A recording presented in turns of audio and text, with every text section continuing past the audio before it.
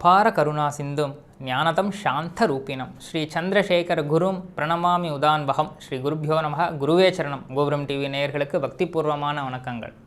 மகாபெரியவா அற்புதங்கள் தொடரில் நாம் பலவிதமான அற்புதங்களை பார்த்துருக்கோம். எத்தனை ஆண்டுகள் முன் நிகழ்ந்த நிகழ்வாக இருந்தாலும் சரி, அந்த நிகழ்வு யாருக்குமே தெரியாது, தனக்கு மட்டுமே தெரியும் என்ற எண்ணத்தோடு நாம் இருந்து வந்தாலும் சரி, நிச்சயமாக அது மகானுக்கு தெரிந்தே இருக்கும். சர்வ பூதங்களும் அனைத்தும் சாட்சியாக நாம் என்ன செய்தாலும் அதை நம் மகா சுவாமிகள் உள்ளிருந்து கவனித்து கொண்டே இருக்கிறார் என்ற எண்ணம் எந்த பக்தருக்கு உண்டோ அவர்களுக்கு மகானின் அருள் நிச்சயமாக இருக்கும் என்பதை உணர்த்தும் ஒரு சுவாரஸ்யமான அற்புதம்தான் இன்று நாம் காணவிருக்கிறோம்.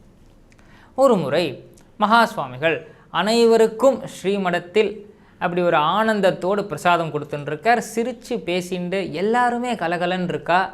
அந்த இடத்திலேயே ஒரு ஆனந்த அலை வீசின்னு இருக்குன்னு தான் சொல்லணும்.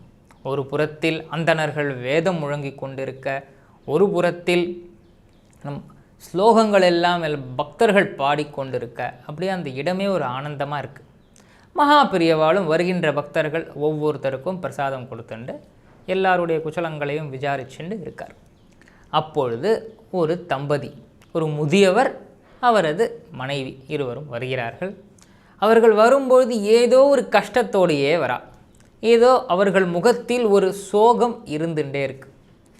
அப்படி வந்து பிரசாதம் வாங்கிட்டு, பெரியவா எனக்கு மனசில் ஒரே பாரமாக இருக்குது, நானும் உத்தியோகத்திலேருந்து ரிட்டையர் ஆகிட்டேன், எனக்குன்னு வாழ்க்கையில் எந்த ஒரு பிடிப்புமே ஏற்பட மாட்டேங்கிறது, எனக்குன்னு யாருமே இல்லையோங்கிற எண்ணம் இருக்குது, என்ன செய்யறதுனே புரியலை, எப்படி வாழறதுன்னு தெரியலை, அதனால தான் பெரியவா இங்கே வந்துட்டோம், நீங்கள் என்ன வேலை சொன்னாலும் நாங்கள் செய்கிறோம், 4 பேருக்கு உதவியாக இருப்போமே, யாருக்காவது ஏதாவது ஒரு நல்ல காரியம் பண்ணிண்டு மிச்சம் இருக்கிற வாழ்க்கையை கழிக்கலாமேன்னு வந்திருக்கேன் பெரியவா, தயவு செஞ்சு எனக்கு ஒரு வழி காட்டுங்க பெரியவா அப்படின்னு வேண்டிண்டு நிற்கிறார்.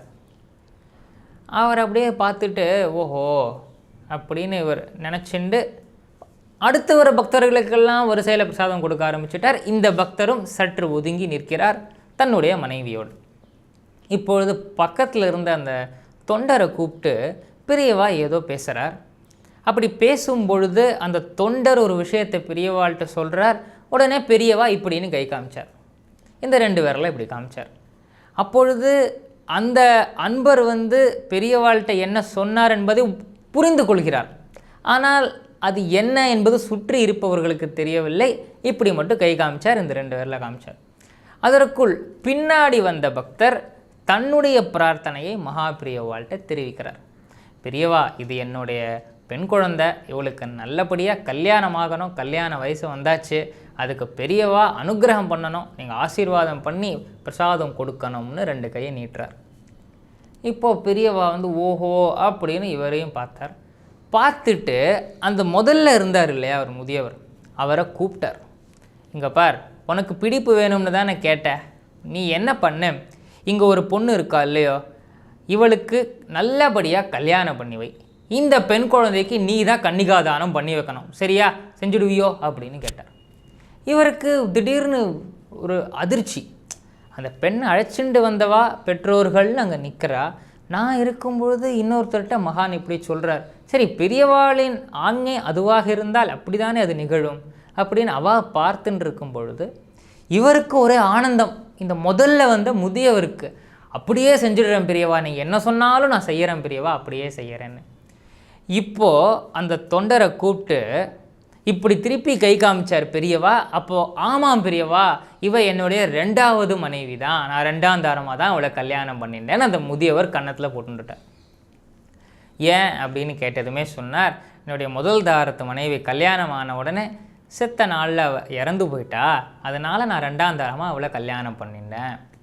அப்போ முதல் தாரத்துக்கு ஒரு பெண் குழந்தை இருந்தது, அது என்னாச்சுன்னு கேட்டுட்டார் பெரியவா. அப்படி கேட்டதுமே அங்கே இருந்து அத்தனை பேருக்கு அதிர்ச்சி. என்ன நடக்கிறது, இந்த விஷயம் பெரியவாளுக்கு எப்படி தெரிஞ்சது, யாருக்கும் ஒன்றும் புரியலை. அப்பொழுது அந்த அன்பர், அந்த முதியவருக்கு முகமே சுருங்கி போனது, கருத்து போனது, அவ்வளவு டென்ஷன் ஆகிட்டார். வேர்க்க விறுவிறுக்க கன்னத்தில் போட்டுக்கிறார், பெரியவா தப்பு தான் பெரியவா, தப்பு தான் பெரியவான்னு. என்ன நடந்தது?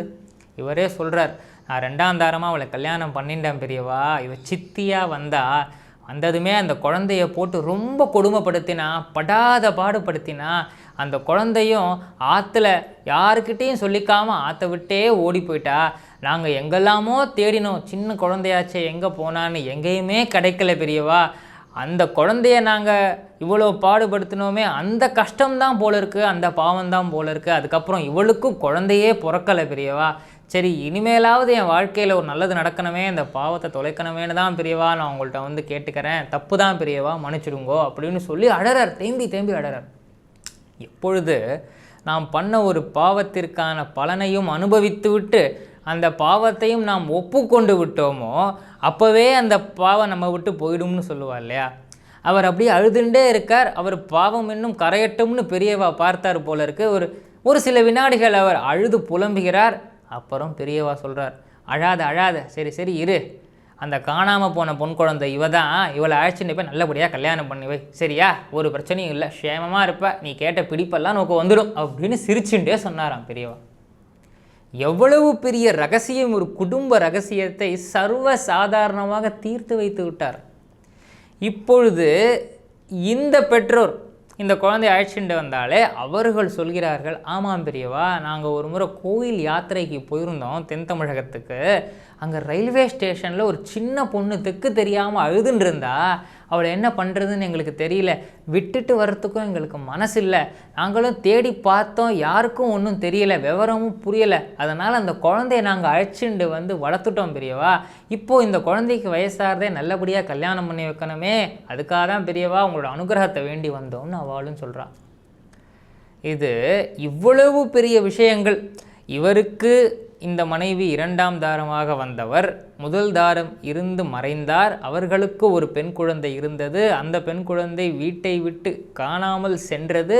அந்த குழந்தை தான் இந்த பக்தர் அழைத்து வந்த அந்த பெண் குழந்தை. இவ்வளவு விஷயங்களும் மகா பெரியவாளுக்கு எப்படிங்க தெரிஞ்சுது? யாராவது போய் அவர்கிட்ட சொன்னாரான்னு?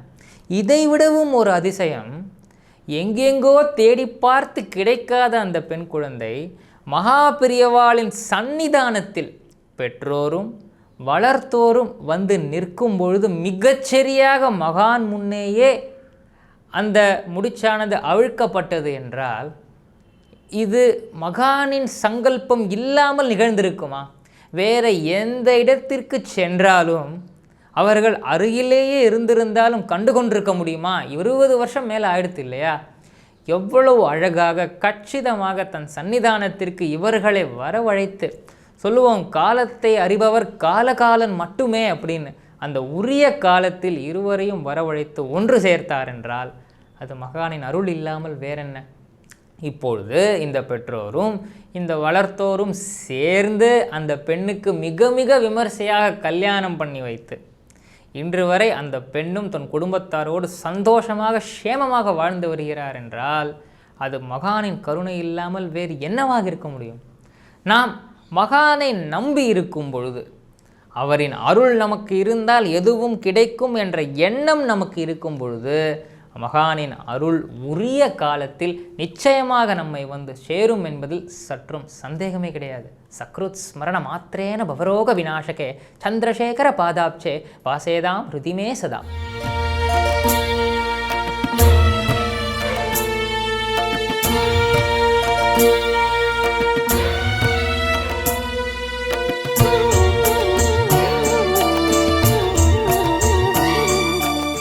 விதம் விதமான பக்தி நிகழ்ச்சிகளை உங்களுக்காக தந்து கொண்டிருக்கிறது உங்கள் கோபுரம் டிவி. உங்களுக்கு பிடித்த நிகழ்ச்சிகளை லைக் செய்யுங்கள், உங்களுக்கு பிடித்த மாணவர்களுக்கு ஷேர் செய்யுங்கள். மேலும் சப்ஸ்கிரைப் செய்வதோடு மட்டுமல்லாது அருகில் இருக்கும் பெல் பட்டனை கிளிக் செய்து கோபுரம் டிவி நிகழ்ச்சிகளை உடனுக்குடன் தெரிந்து கொள்ளுங்கள். மற்றும் ஒரு மகிழ்ச்சியான செய்தி, கோபுரம் டிவி ஆப்பை கூகுள் பிளே ஸ்டோரில் ஃப்ரீ டவுன்லோட் செய்து கோபுரம் டிவி நிகழ்ச்சிகளை தொடர்ந்து கண்டுகளியுங்கள், பாருங்கள், ரசியுங்கள், பரவசமடையுங்கள். gopuramtv.com பக்தி பக்திமயம்.